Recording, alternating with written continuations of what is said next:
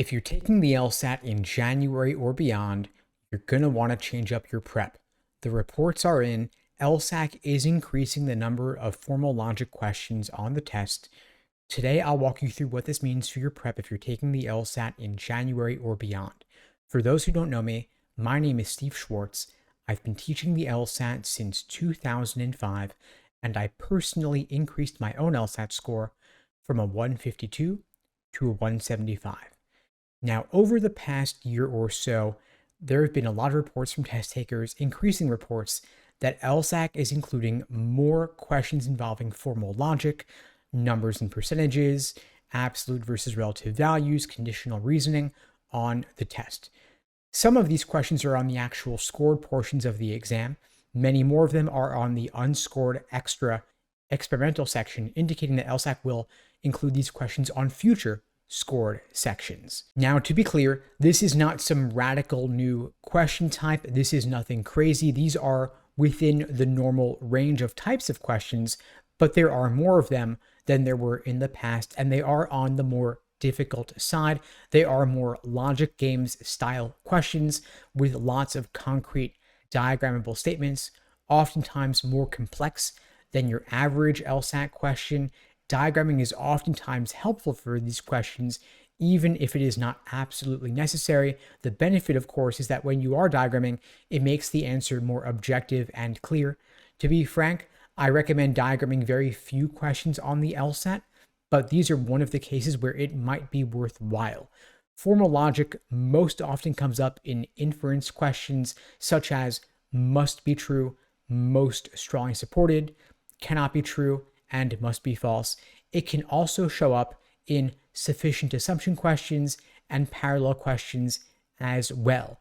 Now, to give you some specific examples of the types of questions I'm talking about here, you might take, for example, and this is great if you want to practice some of these before test day, again, whether you're taking it in January or beyond, you might want to look at the question on inspired musical performances from prep test 111. This was an inference question with lots of conditional statements. Diagramming is useful and even makes the correct answer predictable. There's also a great flaw question on numbers and percentages in prep test 117 about Clara Schumann.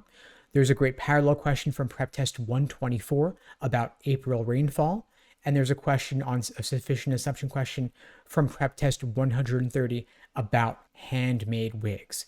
Diagramming or making some sort of notes about any of these questions might be useful for you to do, even if it isn't absolutely necessary. But whatever your approach, you're going to want to brush up on questions like these because it is becoming increasingly likely that you will see questions like these on your test more so than you did in the past.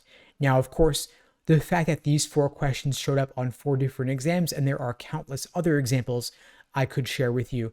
The idea here is that these are nothing new and your previous practice will be helpful. The old prep tests are as relevant as ever, but they may not display these questions in the frequency with which you will see them on upcoming LSATs. Now, this is not a formal change to the LSAT. LSAT has not even acknowledged that they are making this change, but the reports are clear, and this reflects more of a gradual evolution of the test after the removal of the logic games section and its replacement with a second scored logical reasoning section after the previous June exam. So the point being here is that LSAT is likely looking to test out these concepts in the logical reasoning section, since they no longer can test these concepts in logic games, since of course there is no more logic games section. So you want to make sure that of course you're using up-to-date prep materials, whether it's textbooks or video courses or a coaching program like mine. At LSAT Unplugged, of course, we've been talking about these changes for over a year, and I've already updated all of my LSAT materials to reflect the changes to the test. We removed logic games from all of our materials, and we added in a whole lot more on logical reasoning. And of course, we are devoting plenty of attention to this evolution of the test. We have tons of lessons on formal logic, conditional reasoning, numbers and percentages. And of course, you can cover these topics and any others that you would like in our one-on-one coaching program. If you're interested in finding out more, you can check out the links below to book a call with me and my team. We'd be glad to help you out. One thing we do for all of our students is we create for you a personalized day-by-day study plan, because you don't want to devote a ton of time to parallel reasoning questions, even though they will show up undoubtedly on the exam, because there are much more common types you want to master first, like inference questions, which I mentioned earlier, or necessary assumption questions or flaw questions, which are the most common question types. You don't want to let emotion rule your LSAT study plan. You want to have a clear, structured plan of attack so that you won't get swayed no matter what LSAC throws your way. Anyway, folks, that's all for now. And in the meantime, I wish you all the best and take care.